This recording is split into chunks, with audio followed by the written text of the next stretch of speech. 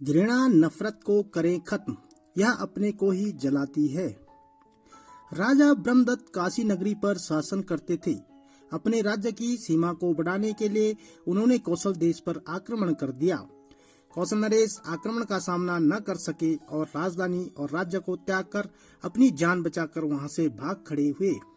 काशी नरेश ने कौशल राज्य को अपने राज्य में मिला लिया, परंतु महाराज ब्रह्मदत्त कौशल नरेश का पता नहीं लगा सके। कौशल नरेश विवेकशील राजा थे। वह जानते थे कि मैं छद्म में किसी अन्य स्थान पर रहूंगा तो एक न एक दिन महाराज ब्रह्मदत्त मुझे खोज निकालेंगे और मेरा वध अवश्य करा देंगे। इसलिए उन्होंने अपना निवास स्थान काशी में रहने वाले एक गरीब व्यक्ति के यहाँ बना लिया। वहाँ छुपकर जीवन यापन कर रहे थे। उनका एकमात्र पुत्र दीर्घायु था। उसे उन्होंने शिक्षा प्राप्ति के लिए गुरुकुल में भेज दिया। समय किसी का लिहाज नहीं करता। एक दिन उनके एक सेवक ने उन्हें पहचान लिया। धन के लालच में उसने राजा रानी दोनों को ब्रह्मदत्त के हाथों सौंप दिया। ब्रह्मदत्त कौशल नरेश को पकड़कर बड़ा प्रसन्न हुआ और उनके लिए मृत्युदंड की आज्ञा दे दी। जिस दिन वध स्थल की ओर राजा और रानी को ले जाया जा रहा था, उसी दिन दीर्घायु भी अपने माता पिता से मिलने के लिए काशी में आया।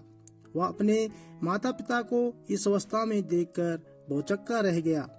पिता और पुत्र एक दूसरे को देखकर खामोश रहे।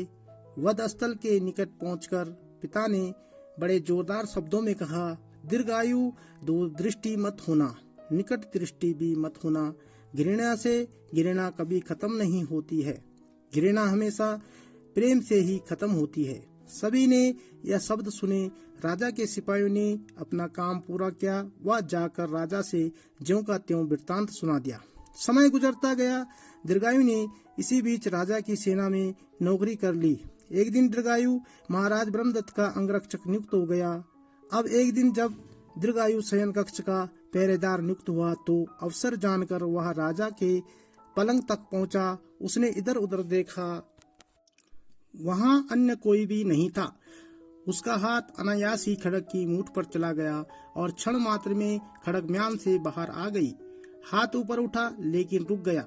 अपने पिता द्वारा कहे हुए नसीहत के हुए शब्द अचानक उसे याद आए जो उन्होंने उसको वध होते समय कहे थे।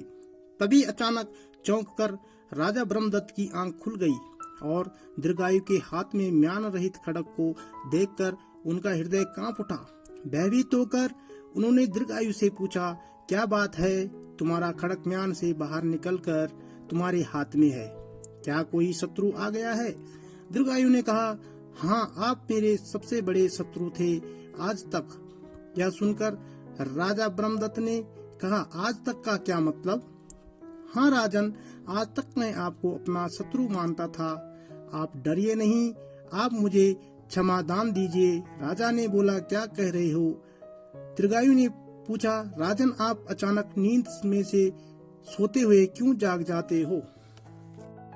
राजा बोले, एक सैनिक मेरा बहुत बलवान शत्रु है। मैंने सुना है उसका नाम दीर्घायु है और कौशल नरेश का जवान बेटा है। और आज मैं वृद्ध हूँ और आसक्त होने के कारण मैं उसके भय से अंदर ही अंदर भयभीत रहता हूँ।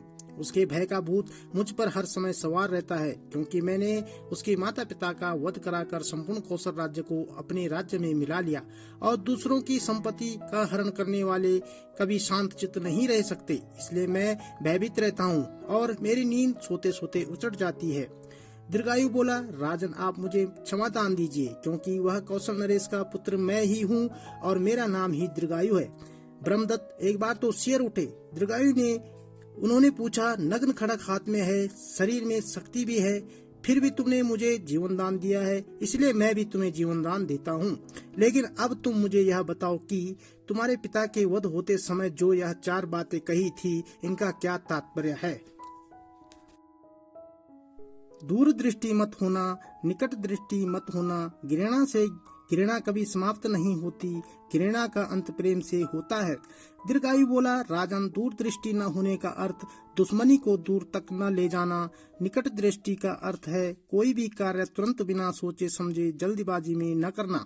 घृणा का अंत घृणा से नहीं होता, सीधी बात है, घृणा का अंत प्रेम से होता है। यदि आपकी हत्या मैं घृणा के कारण कर देता तो भविष्य में आपके संबंधी मेरी भी हत्या कर देते और घृणा का यह दौर अनवरत चलता ही रहता। आज आपने मुझे जीवन दान देकर कृतार्थ किया है और मेरे द्वारा आपको जीवन दान देने से आपकी घृणा प्रेम में परिवर्तन हो गई है। ब्रह्मदत्त ने दीर्घायु को अपने गले से लगा लिया और पश्चाताप के 2 आंसू गिराए। फिर बोले, मेरा कोई पुत्र नहीं है, मैं तुम्हें आज से अपना उत्तराधिकारी घोषित करता हूँ और अपनी सुकन्या का हाथ तुम्हारे हाथ में देता हूँ, क्योंकि तुमसे अच्छा शीलवान, समझदार, धैर्यवान, बुद्धिमान दामाद मुझे नहीं मिलेगा।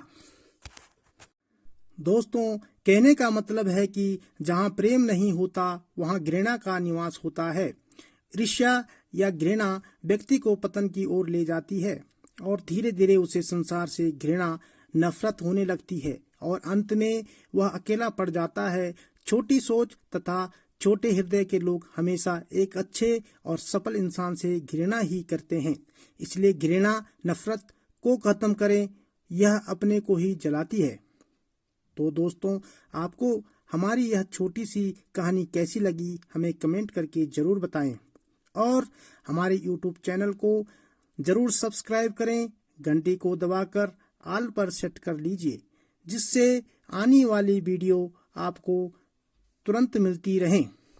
वीडियो देखने के लिए एवं सुनने के लिए आपका बहुत बहुत धन्यवाद।